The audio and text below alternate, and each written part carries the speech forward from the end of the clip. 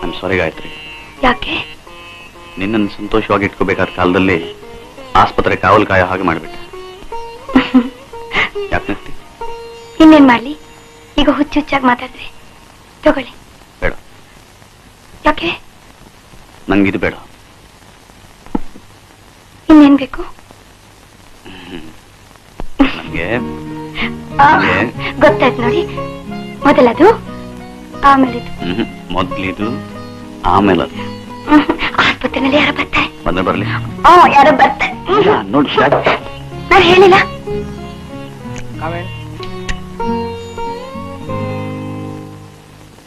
R you comfortable mister Krishna? Yes doctor, thank you. Doctor ಎದುರಿಗೆ further exercise ಎಲ್ಲ ನೋಡ್ತಾ ಇದ್ದೀವಿ.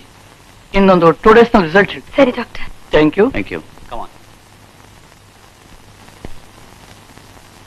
ಈ ಡಾಕ್ಟರ್ಗಳೆಲ್ಲ ನೆಂಟರ ಹಾಗೆ ಯೋಗಕ್ಷೇಮ ವಿಚಾರಿಸ್ತಾರೆ ಹೊರತು ಏನಾಗಿದೆ ಅಂತ ಹೇಳೋದೇ ಇಲ್ಲ. ಡಾಕ್ಟರ್ಗಳೆಲ್ಲ ನಮ್ ಹಾಗೆ ಮನುಷ್ಯರು. ಗೊತ್ತಾದ್ರೆ ತಾನೇ ಹೇಳೋಕೆ.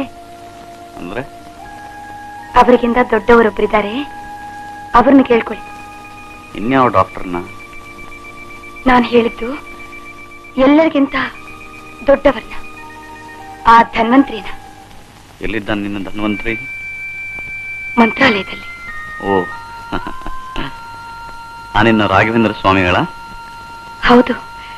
ಭಕ್ತಿಯಿಂದ ಅವ್ರನ್ನ ಏನಾಗಿದೆ ಅಂತ ಕೇಳಿ ಹೇಳ್ತಾರೆ, ವಾಸಿ ಮಾಡ್ತಾರೆ. ಗಾಯತ್ರಿ, ಅವ್ರು ಹಾಗೆ ವಾಸಿ ಮಾಡೋ ಹಾಗಿದ್ರೆ ಊರು ತುಂಬಾ ಎಷ್ಟೊಂದು ರೋಗಿಗಳೇ ಇರ್ತಿರ್ಲಿಲ್ಲ. ವಾಸಿ ಮಾಡಿಸ್ಕೊಳ್ಳೋ ರೋಗಿಗಳಿಗೆ ನಂಬಿಕೆ ಇರಬೇಕು. ನಿನಗೆ ನಂಬಿಕೆನೇ ಅಲ್ಲ? ಕೇಳ್ಕೊ. ಸೋಪಾನ ನಿಮ್ಮೇಲಲ್ಲ, ಇನ್ಯಾರ ಮೇಲೆ? ಆ ದೇವರ ಮೇಲೆ. ನಿಮ್ಗಿನ್ನೂ ಒಳ್ಳೆ ಬುದ್ಧಿ ಕೊಟ್ಟಿಲ್ವಲ್ಲ ಅಂತ. ಒಳ್ಳೆ ಬುದ್ಧಿ ಕೊಡದೇ ಇದ್ರೆ ಏನಾಯ್ತು? ನಿನ್ನಂತ ಒಳ್ಳೆ ಹೆಂಡತಿ ಕೊಟ್ಟಿದ್ದಾನಲ್ಲ. ಈ ಕತೆ ಎಲ್ಲ ಬೇಡ.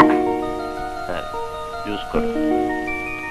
ಅದಲ್ಲ, ಇದು